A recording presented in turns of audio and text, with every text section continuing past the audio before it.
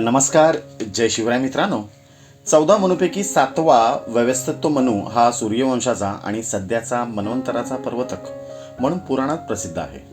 कोसल जनपद व अयोध्या नगरीची स्थापना करून त्याच मनूने केली होती. त्याच्या ज्येष्ठ पुत्राचे नाव इक्ष्वाकू होते. आपल्या पित्याच्या कार्यकाळानंतर इक्ष्वाकूने अतिशय समर्थपणे संपूर्ण राज्याची धुरा पेलली. इक्ष्वाकू हा धर्मनिष्ठ आणि प्रजाहितदक्ष राजा होता. तो नारायणाचा परमभक्त होता. इक्ष्वाकूने आपल्या नित्य उपासनासाठी भगवान विष्णूची स्थानक, उभी, आसन असलेली म्हणजे बसलेली आणि शयन म्हणजे पहुडलेली अशा 3 रूपाची चित्रे पटलावर काढून घेतली होती. सकाळी, दुपारी आणि संध्याकाळी अनुक्रमे तो या 3 चित्रांची गंधफुळे वाहून पूजा करीत असे. भगवंताचे प्रत्यक्ष दर्शन घडावे ही त्याची उत्कंठ इच्छा होती. त्यासाठी इक्ष्वाकूने कठोर तपस्या आरंभली. अनेक वर्षाच्या तपानंतर विश्वविधाता ब्रह्मदेव त्याच्यासमोर प्रकट झाले आणि त्यांनी राजाला वरदान मागण्यास सांगितले. राजाने भगवान शेषशाही नारायणाचे प्रत्यक्ष दर्शन घडावे हाच एक वर मागितला. त्यावर ब्रह्मदेवाने त्यासाठी आपण असमर्थ असल्याचे सांगितले. तेव्हा इक्ष्वाकूने आपल्या अवघड तप करण्याचा संकल्प केला. ब्रह्मदेवाने इक्ष्वाकूचा दृढ निश्चय पाहून भगवंताचे दर्शन होण्यासाठी तपापेक्षा सुगुण भक्तीचा मार्ग अधिक श्रेष्ठ असल्याचे सांगितले. राजाने सगुणोपासनेसाठी जेव्हा परमात्म्याचे मूर्त प्रतीक मागितले तेव्हा ब्रह्माने स्वतः देवशिल्पी विश्वकर्मा यांच्याकडून शेषनाई नारायणाची एक सुंदर मूर्ती घडून राजाला दिली. इक्ष्वाकूने या मूर्तीची मनोभावे आराधना केली. त्या योगे अखेर त्याला परमात्म्याचा सुगुण साक्षात्कार आणि सासुज्य मुक्ती लाभली. राजा इक्ष्वाकूचे आराध्य दैवत नारायण पुढे त्यांच्या वंशरूपामध्ये श्रीराम रूपात अवतरले. रावणाचा संहार करून जेव्हा श्रीराम पुष्पक विमानाच्या साह्याने लंकेहून अयोध्येला परतले तेव्हा राक्षसराज बिभीषण देखील त्यांच्या सोबत होता. श्रीरामाचा राज्याभिषेक सोहळा झाल्यावरती बिभीषण लंकेत परत जाण्यासाठी निघाला तेव्हा त्याने श्रीरामाकडे अखंड सान्निध्याचा आग्रह धरला. तो पूर्ण करण्यासाठी श्रीरामांना एकतर लंकेला जाणे भाग होते अथवा बिभीषणाला अयोध्येमध्ये ठेवून घ्यावे लागणार होते. दोघांवर असणाऱ्या राजपदाच्या दायित्वामुळे त्यातील काहीच नीती संगत नव्हती. त्यामुळे श्रीरामाने अन्य काही वर मागण्यास सुचवले. तेव्हा त्याने मनात काही योजून रघुवंशाच्या नित्य पूजेत असणारी राजा इक्ष्वाकूला ब्रह्मदेवाकडून प्राप्त झालेली पुरातन शेषशाही भगवंताची मूर्ती श्रीरामाकडे मागितली. त्या दिव्य मूर्तीमध्ये प्रतिष्ठित असणाऱ्या विष्णूच्या अंशरूपाची नित्य पूजा केली तर प्रत्यक्ष श्रीरामाचे सानिध्य लाभल्याप्रमाणे होईल असे बिभीषणाला मनोमनी वाटत होते. श्रीरामाने त्याचा हा मनोभाव जाणला आणि वंशपरंपरेने चालत आलेली ती दिव्य मूर्ती बिभीषणाला दिली. बिभीषण रंगनाथाची मूर्ती घेऊन आकाश मार्गाने निघाला. दक्षिण पथावरून जात असताना तेथे वाहणारा कावेरी नदीचा अतिशय पवित्र जलप्रवाह त्याने पाहिला.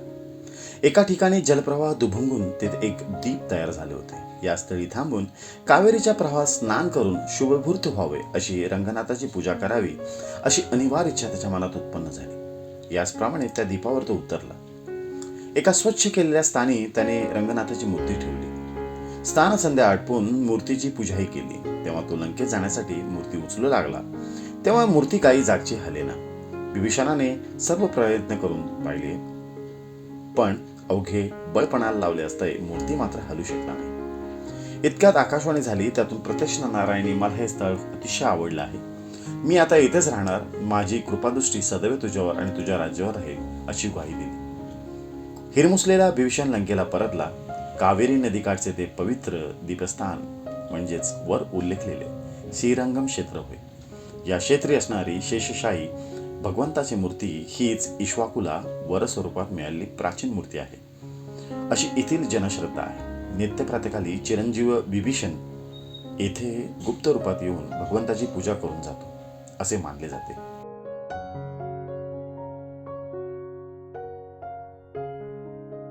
नमस्कार विपिन, आज अपन कुटे आहोत, हम लोग कहाँ पे है और इसका इतिहास क्या है? तो अभी जस्ट हम लोग टिप्पू सुल्तान का महल देखने के बाद उसके ही सामने रंगनाथ स्वामी का टेम्पल है, बड़ा मंदिर है ये. इसके ऊपर का जो आप कारीगरी या नक्काशी चीज़ें देख सकते हो वो बहुत ही बारीकी से की गई हैं. अंदर विष्णु भगवान का एक सोया हुआ मूर्ति है. शब्दों को थोड़ा एडजस्ट कर लो. हाँ लेटा हुआ. हाँ, बहुत विश्राम करता हुआ। विश्राम करता हुआ एक मूर्ति है, बहुत ही भव्य मूर्ति है और देख के आपको बहुत ही शांति मिलेगी। उसके साथ उनके और भी अवतार के प्रतिमाएं हैं, आप एक बार ज़रूर इसको विज़िट करिए। अंदर का परिसर देखेंगे तो साउथ के जो टेम्पल्स होते हैं जहाँ पे ज़्यादा लाइट नहीं होता है तो थोड़ा सा डार्कनेस वगैरह है, बट अंदर जाने के बाद एक अलग से ही सुकून मिलेगा। सुकून मिलेगा। इसकी एक छोटी सी कथा भी है ना कुछ? टिप्पू कथा है, सुल्तान बट की? यहाँ की मान्यता है, अभी पता नहीं वो लोगों के द्वारा सुनी गई है। तो यहाँ पे टिप्पू सुल्तान का सामने ही महल है, तो बोला जाता है कि इसे राजा ने बनाया था। तो राजा ने बनाने के बाद टिप्पू सुल्तान के ही एक सदस्य ने अंदर एक विष्णु भगवान की सोने की मूर्ति थी, तो वो सोने की मूर्ति वो सदस्य ने चुरा ली और चुराने के बाद ये बात पता चल गई राजा को। राजा ने जैसे राजा को पता चला तो राजा ने बोला इसके बाद टिप्पू सुल्तान का पतन निश्चित है, और उसके बाद ब्रिटिश से संधि करके राजा ने टिप्पू सुल्तान का अंत किया। ये स्टोरी हमें लोकल ने सुनाई है, लोकल से हमें सुनाई पढ़ी है। नहीं है कहीं पे। हाँ, तो अगर इसमें कोई चेंजेस रहेगा या कुछ रहेगा तो हमें कमेंट के द्वारा जरूर बताइए, क्योंकि और ये स्टोरी बाकी जस्ट विष्णु लोकल लोगों ने भगवान बताई। के सोए हुए इतनी भव्य प्रतिमा आपको मुझे शायद नहीं ही- लगता शायद ही शायद ही कहीं देखने कहीं मिलेगी। और आज तो यहाँ बेसिकली ऑफ सीजन चालू है तो गर्दी नहीं है, नहीं तो अंदर इतने लाइन है कि आपको रामेश्वरम के दर्शन की याद आ जाएगी। चलो बाय बाय।